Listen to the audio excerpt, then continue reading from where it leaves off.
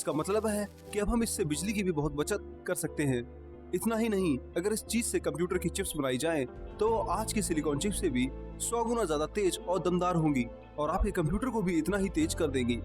सबसे कमाल की बात तो ये है कि आप इस चीज को या कहें तो मटेरियल को खुद से घर पर भी बना सकते हो।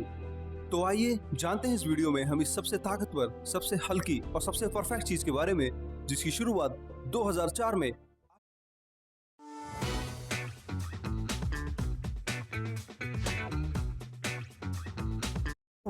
2004 में आपकी पेंसिल की लीड से होकर के आज भी जारी है। इस वीडियो में हम इसी चीज के बारे में जानेंगे कि ये कैसे बनती है और क्यों इसे सबसे ताकतवर और हल्की चीज कहा जाता है। 2004 में इसे खोजने के बाद आज भी इस पर इतनी रिसर्च क्यों हो रही है, जिस पर बड़ी बड़ी कंपनियां अरबों डॉलर्स खर्च कर रही हैं। तो चलिए तैयार हो जाइए एक और बार साइंस की हैरत अंगेज दुनिया के अद्भुत सफर के लिए। साल 2004 में एंड्रयू गिम और कॉन्स्टेंटिन नोवोसोलोव ने इस मटेरियल की खोज एक पेंसिल से की थी। जब उन्होंने पेंसिल के मसाले को एक सेलो टेप पर डाला और कई बार टेप को आपस में चिपकाकर उसे खोला, तो उन्हें हर बार पेंसिल के मसाले जो ग्रेफाइट से बना होता है उसकी एक परत दिखाई दी। ये परत सिंगल एटम जितनी पतली थी, यानी कि टेप पर ग्रेफाइट की जो परत अब बनी वो केवल कार्बन्स के एक ही एटम द्वारा बनी हुई थी। ये एक शीट की तरह परत थी जिसमें सभी कार्बन एटम्स हेक्सागोनल तरीके से एक दूसरे से जुड़े हुए थे।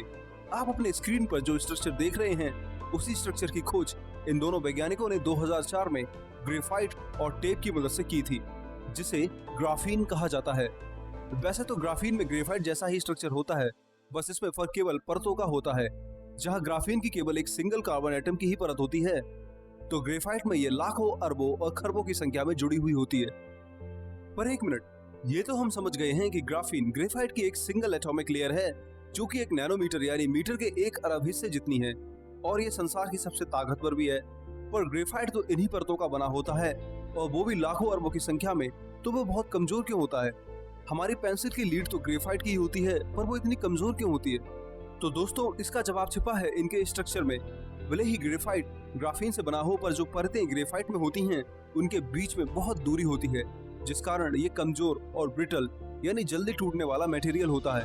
पर अगर हम ग्राफीन परतों को ग्रेफाइट में इस तरह जोड़ दें कि कोई गैप ही ना रहे, तो यही पेंसिल के अंदर अब ग्राफीन की लीड होगी, जिसकी ताकत इतनी ज्यादा होगी कि शायद आप हथौड़े से भी इस नोक को ना तोड़ पाएं। तो यही बेसिक अंतर है इन दोनों में। अगर हम कोई पदार्थ या किसी चीज को परफेक्ट ग्राफीन के जरिए बना पाएं, तो उसकी स्ट्रेंथ स्टील से भी 1000 गुना ज्यादा होगी, और तो और ये डायमंड से भी ज्यादा हार्ड होगा। ग्राफीन अपने आप में बहुत हल्का और ताकतवर मटेरियल है, जिससे बनी हर वस्तु इतनी मजबूत होगी कि शायद